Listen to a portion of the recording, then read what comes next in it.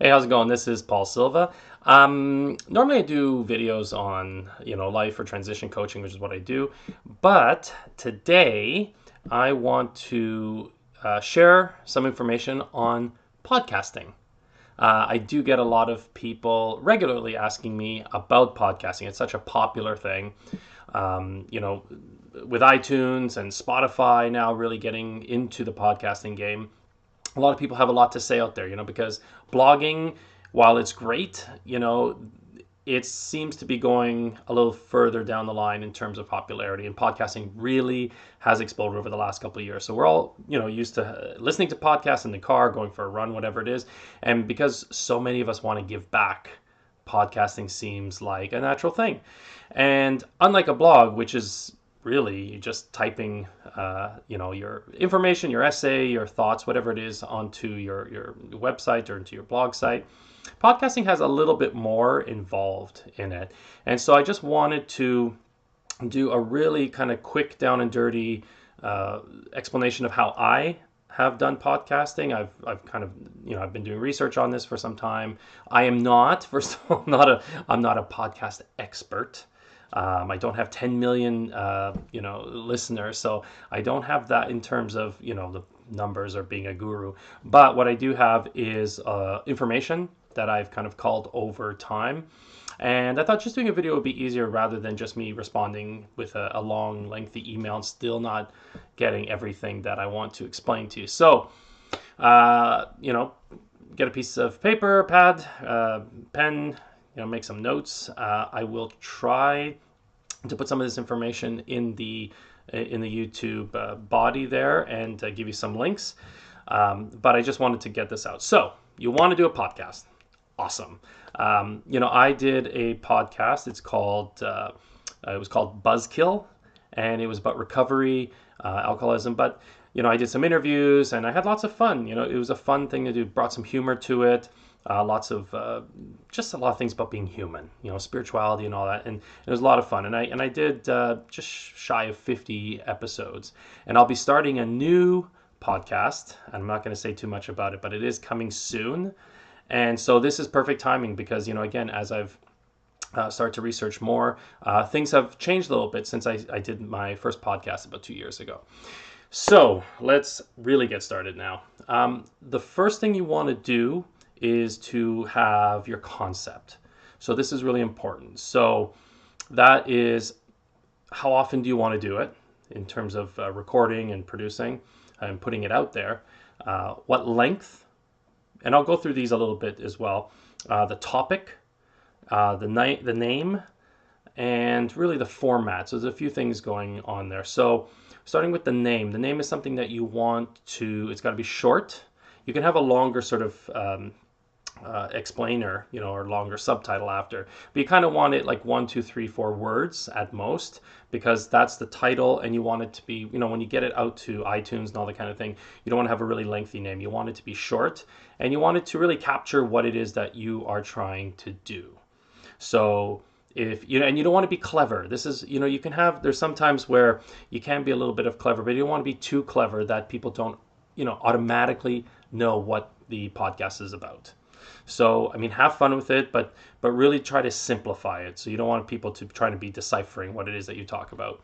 Um, the other thing is, in terms of the concept, the overall concept, that can get down into format. So another thing is for format, do you want it just you talking? Do you want to have a co-host? Is it going to be interviews? Is it going to be a narrative or storytelling? Or it can be a bit of everything, but just try to keep something fairly sustainable and something that people will understand. So it's great to have variety. It is actually good to have variety, but you don't also want to get so all over the place people aren't sure what they're tuning into. The other thing is length. So, I've seen podcasts as short as 5 minutes and as long as 2 hours. Now, personally, I find anything over 40 minutes, 30 minutes can be too long. Interviews tend to go a little bit longer, and that's fine. But again, if you think about where people are where they're listening to podcasts, like I said, it could be going for a walk or a hike or a run. A lot of times it's in the car. I don't know if there's studies on that, but certainly I know a lot of people listen to podcasts in cars, on their bikes, whatever it is. So you don't want to go too long because then you start to lose the audience. So people enjoy anywhere between 20 and 40 minutes. If it's a topic that's really big, I would suggest maybe breaking it down into like parts. So this would be part one on this, and then part two, or even part three. And there's a lot of podcasts that do that. And actually, what the good thing about that is that it kind of creates suspense, right? People want to come back for the second part. So it's actually pretty cool to break it down into pieces like that. I'm just looking at my notes, guys. Sorry. And again, having, if you do have guests that you want to interview, what I would suggest if you're starting is to map out maybe about 10 or 12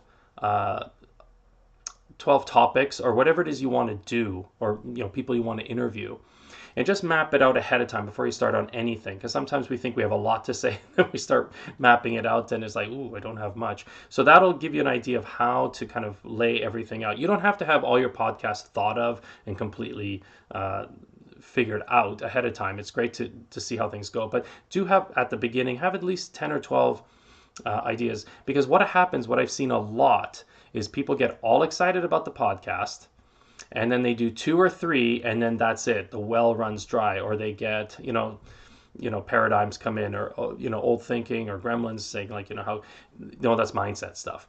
But a lot of people, I've seen so many, like sort of like wrecked, sort of abandoned cars, with on blocks.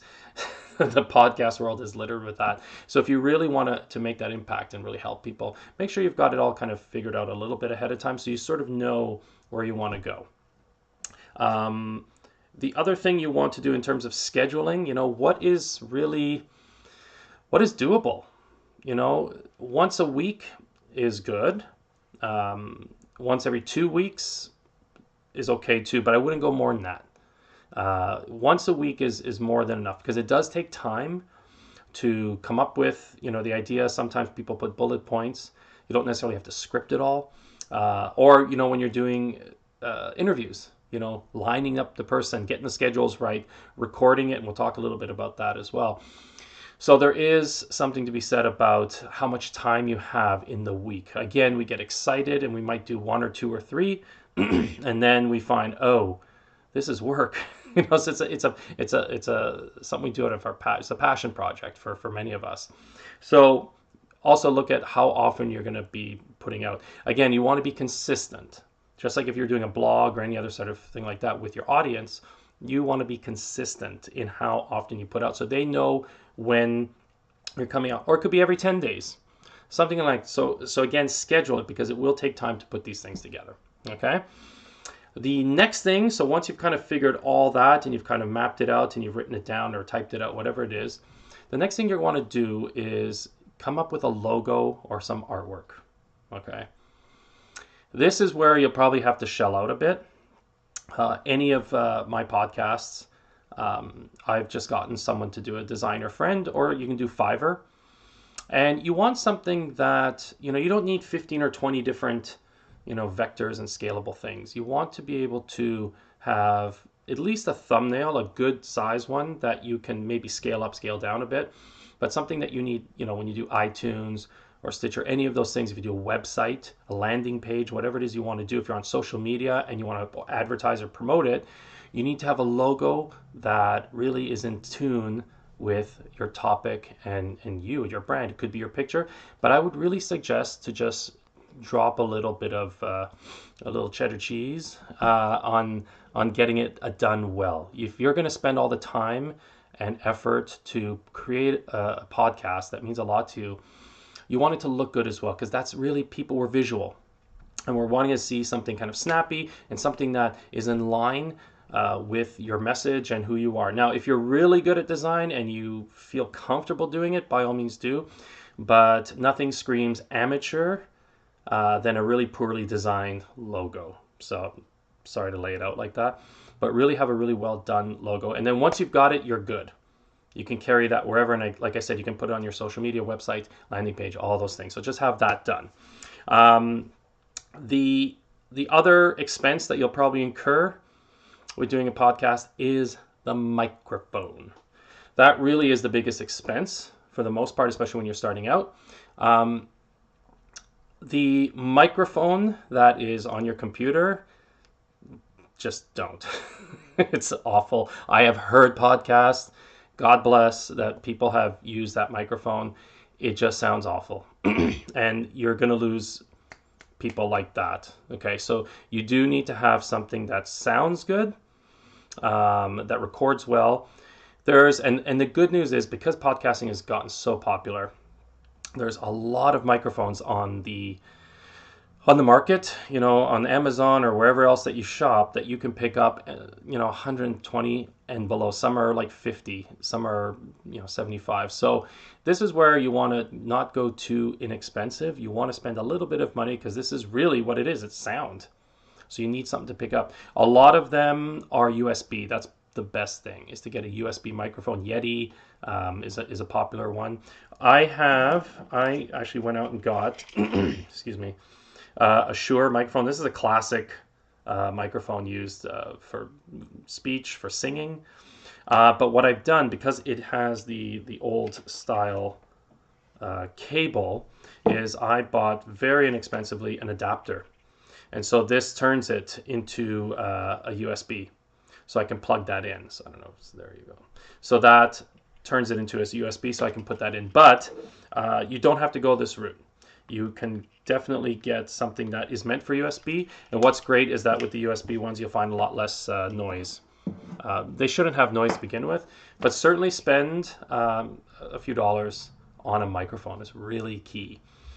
So you've got that down, and now the next part is recording and editing.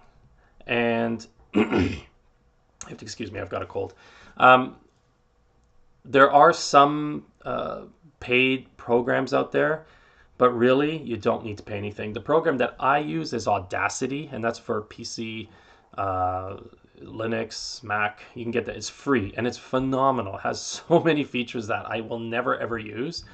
It's pretty easy to figure out, and there are lots of tutorials on YouTube. So that's the only thing, is that you have to, there's a learning curve in working with it. The other one that you can also get is GarageBand. People use that. I know some podcasters who have used GarageBand to not only record but edit, because what's important is you can record it, and then the editing part is where you take out like the blanks, the dead air spots, or any other small parts that you don't want to transmit. I would not suggest, though, trying to remove every and You'll be there forever, and it'll sound just kind of weird. So just go with the flow in terms of how you speak and how your guest speaks, or whatever it is that you're doing. But use the editing to maybe just get rid of those big dead spots, or any dimples that you find, coughing. I wish I can edit this with my coughing, but if there's a coughing spree or sneezing spree in the middle, you can edit that out. The best thing, and what's also good is with the editing, is that you can do an intro and outro. You can do, on my Buzzkill, I was doing little sound effects and little things like that just for fun.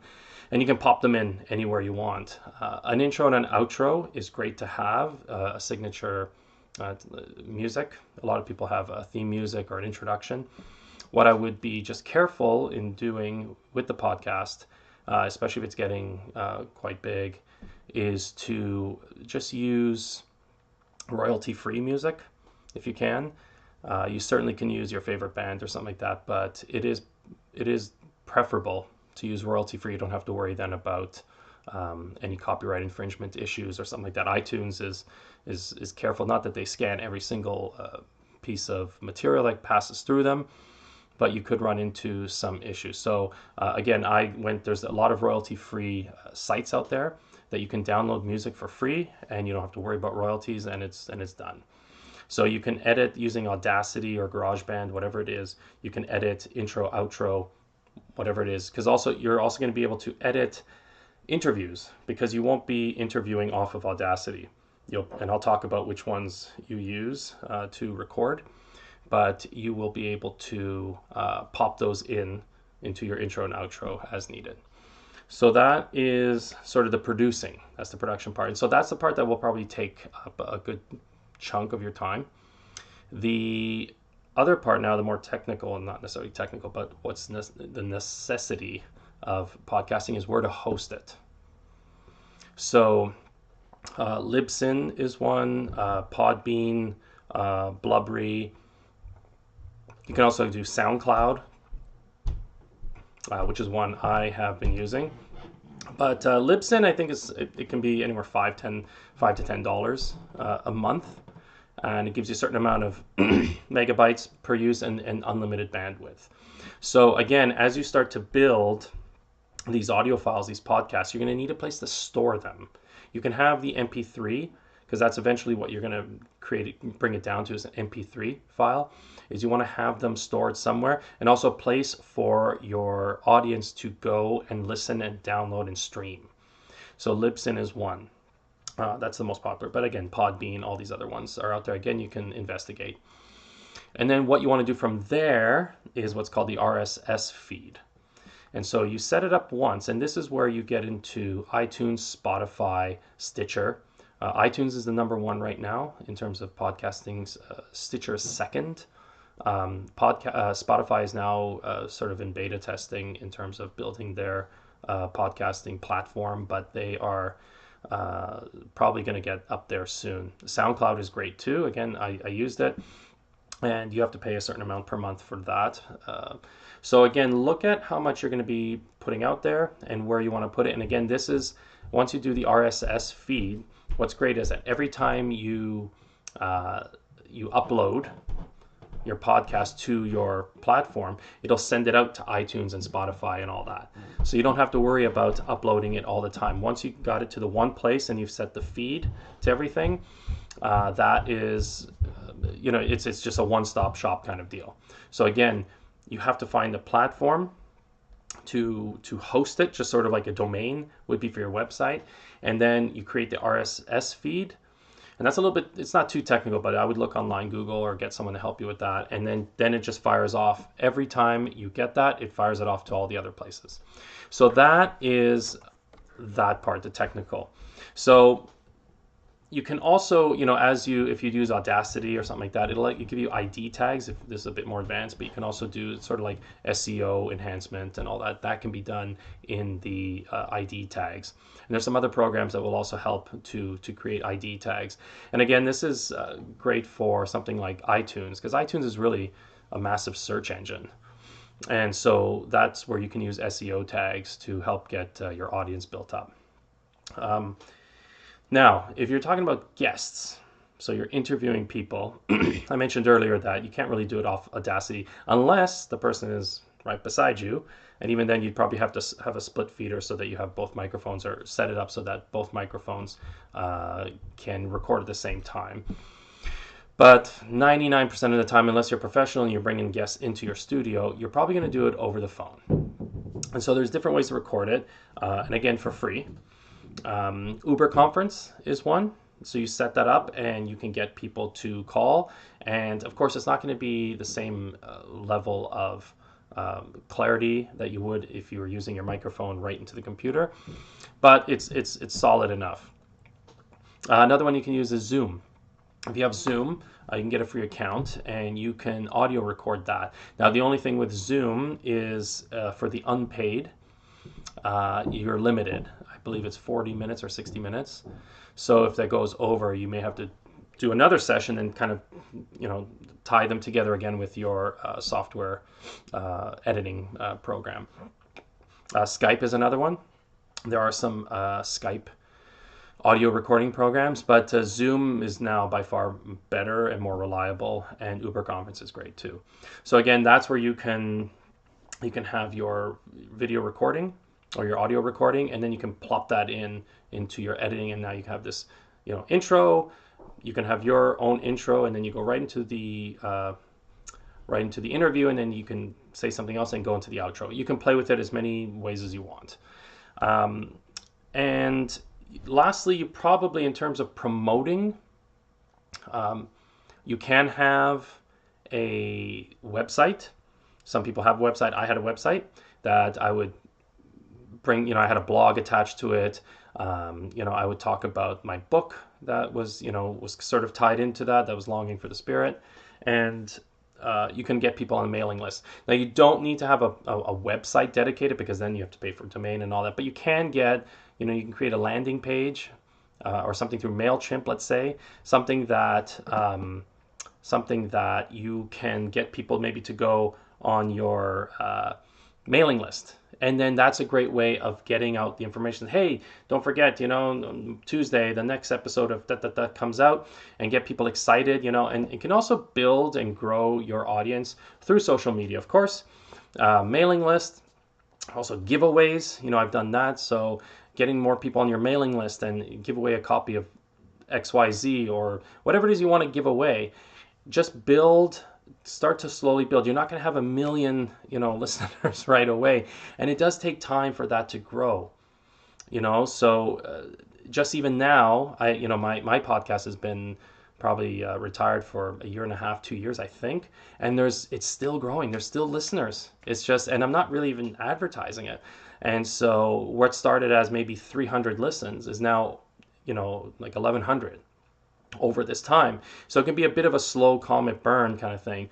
But if you're really interested and you're really passionate about it and you can really put it out there, people will come. And it's just a matter of getting people involved. And it all starts, again, from what we talked about at the beginning. What is your topic? What are you bringing? Something that you're passionate about, something that you have some expertise about. What's coming up with a kind of catchy name, something that makes sense. People that they're visual, a great, logo or something like that. And so that people can get excited about what you're excited about as well. And so all of that together, from concept to actual execution and, operation and building, it takes time to get the hang of. The first couple, you might feel a bit nervous, you might feel rusty, you might feel awkward. That's just normal. My first podcast sounds nothing like the 12th or 15th or 20th podcast.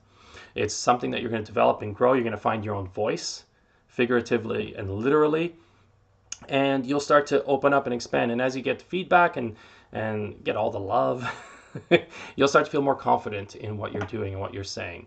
So I hope all of this has been helpful, and I hope I've covered everything. I'd like to think I covered everything. It does get a bit more advanced in some areas. You can go as big as you want, but this is really a primer, sort of down and dirty, on what you can do and how you can get started on podcasting. So thanks for enduring this.